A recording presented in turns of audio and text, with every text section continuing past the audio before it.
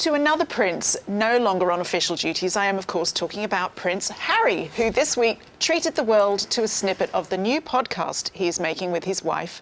Her name's Meghan. Let's have a little listen.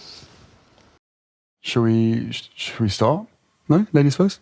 No, say it, because I think it sounds really nice with your accent. What, Archwell Audio? Yeah. Archwell Audio. I mean... Really? Shall we? Yeah, let's do it. Hi guys, I'm Harry. And I'm Meghan. One of the things my husband and I have always talked about is our passion for meeting people and hearing their stories. And no matter what the story, they usually offer you an understanding of where someone else is coming from. And at the same time, remind you in some way of a story about yourself. And that's what this project is all about, to bring forward different perspectives and voices that perhaps you haven't heard before, and find our common ground. Because when that happens, change really is possible. And you know, this is also a moment to celebrate kindness and compassion, something we saw in so many places this year, and which will underlie everything you hear from Archwell Audio.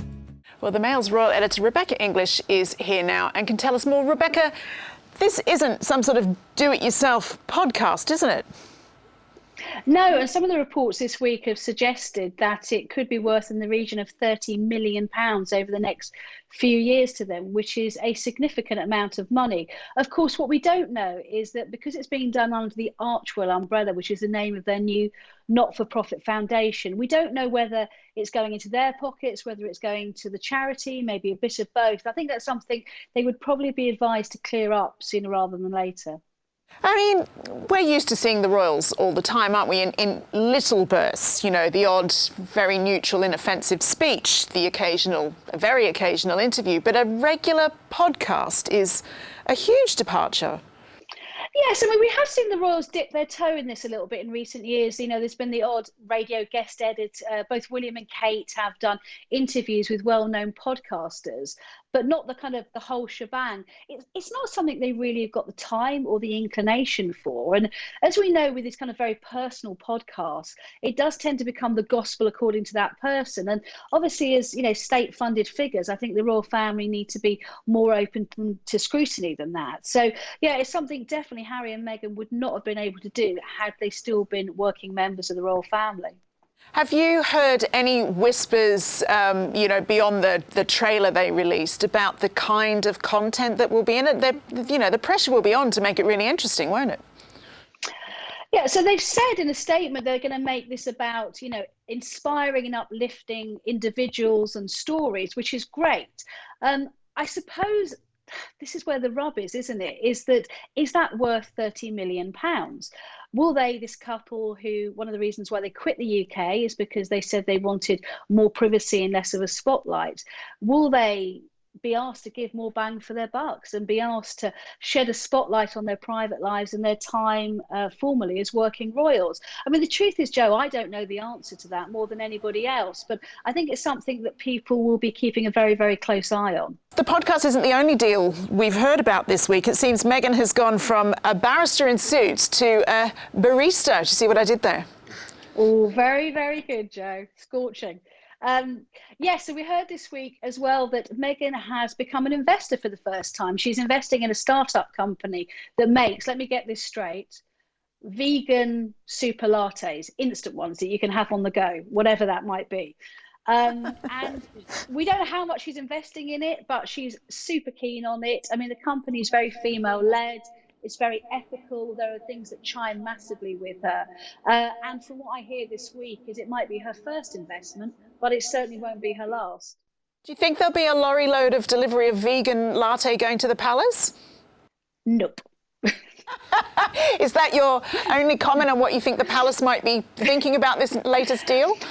Well, I have seen reports this week of kind of suggestions of palace fury over it. I mean, I can tell you now that is categorically not true. You know, the palace, except they've stopped becoming working royals to pursue lucrative commercial careers abroad. They accept that.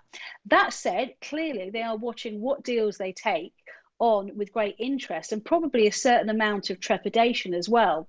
And the one thing that did raise eyebrows this week was the way that this story emerged. So the first kind of rumour that we heard about something might be going on was on Monday morning when Oprah Winfrey, who's obviously a US entertainment giant, posted a rather kind of odd, I don't know, like shopping channel style video on her Instagram site, extolling the virtues of these vegan lattes.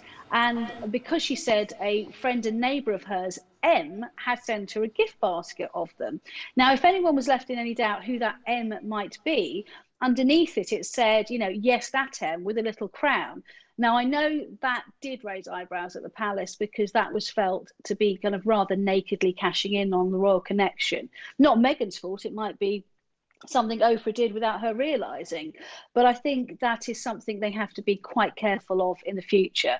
And of course, at that time, we didn't even know Meghan was an investor in the company. So I think that was seen as being possibly a little bit disingenuous. It's all very intriguing. Thank you, Rebecca. Angela, I'm going to come to you. You wrote a biography about Prince Harry. Will you be listening to the podcast avidly? I'll take that as an on the fence. I will, because I'm curious, but I think I will have to be very strict with myself that I don't make too many bad comments about it. The point is that Harry is not an actor. She's trying to make him act a bit. That introduction at the beginning is quite sick-making, I think. That they are, harsh. You know, hello, who are you? I'm Meghan. Oh, I'm Harry. And it's quite phony and just put there for the sake of it. Both their voices are very soft. And when they talk about kindness and compassion, I immediately think of the Queen and how they treated her and the other senior members of the royal family, and indeed Meghan's father. She's not compassionate at all about that. And this is a sign of how hypocritical they are, that they say one thing and do something else, tell us how to live our lives. And I hope there's not too much of that, and but not feel that they are obliged to do the same thing. I mean, it's definitely going to be a lot of worthy content, isn't it? Yeah. Yeah, I mean, I take Angela's points, but I am looking forward to hearing it. I mean, I think it's going to be fascinating, isn't it? And as Rebecca touched on... You're just thinking about all your stories. Yeah, no, it will be obviously compulsory viewing every week, but... Listening. Yeah, sorry, listening. But, the key thing is, like Rebecca said, they will be under pressure to give more of themselves. And we've heard this with, another member of the extended royal family, Mike Tindall, who chose last week to reveal his own rugby podcast that Zara's expecting their child. And, that's the sort of thing that Spotify, if they are paying these millions that are talked about, they will want to get their money's worth. I mean, there are so many podcasts out there. It's like Palace Confidential. It's one of them. Yeah. See what I did there? But do you think people will listen to this? I think they listen in droves, but not necessarily in this country. I think it's really for American, and it's for Meghan's fans who, a large amount are between 15 and 20. They're the ones that are going to hang on to all the cliched woke advice and information. I think a lot of people in this country feel so angry with them, they won't want to hear what they've got to say because we've heard enough. Now all those 12 PRs who are working for them are pouring on us, one thing after another. I mean, how they can do it all and why they're doing it all is an interesting question. There's a lot of multi-million-dollar deals flying around now, right? I mean, are they choosing wisely, do you think? This vegan coffee, is that what it is, vegan lattes? Yeah, I mean, what is really going on? I mean, it's fascinating. We have this string of announcements over the last few weeks, and the coffee one particularly. I mean, are they really making as much money as we've been led to believe? Well, I feel like they're working a lot harder than I am at the moment. It's like, there's a lot going. I feel like they're really sweating to sort of like meet this lifestyle expectation. I mean, clearly this coffee will be the first of many, won't it? And they'll be promoting it, no doubt. We'll have Harry, giving a commercial break on their podcast. Can that really happen? I don't see why not. They can certainly mention things in passing or interview the founder of the brand. Could it be building up a whole image that, see, we've done brilliantly this year, we've done amazingly, we don't need you anymore, to the royal family, that will affect the Queen's and Prince Charles and Prince William's decision of what happens in May. We're coming up to the fact that they made their announcement on Instagram a year ago, and nearly a year ago, and they've got to prove, and they haven't really done anything yet substantial.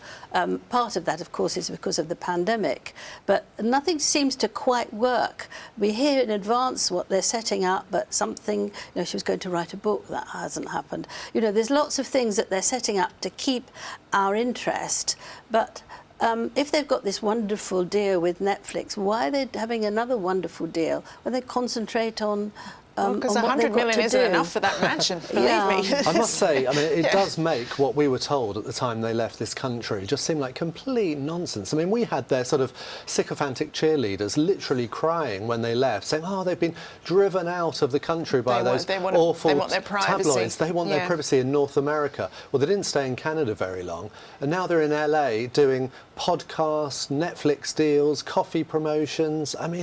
Really? It's just all I can tell you is I kind of really feel like a vegan latte right now.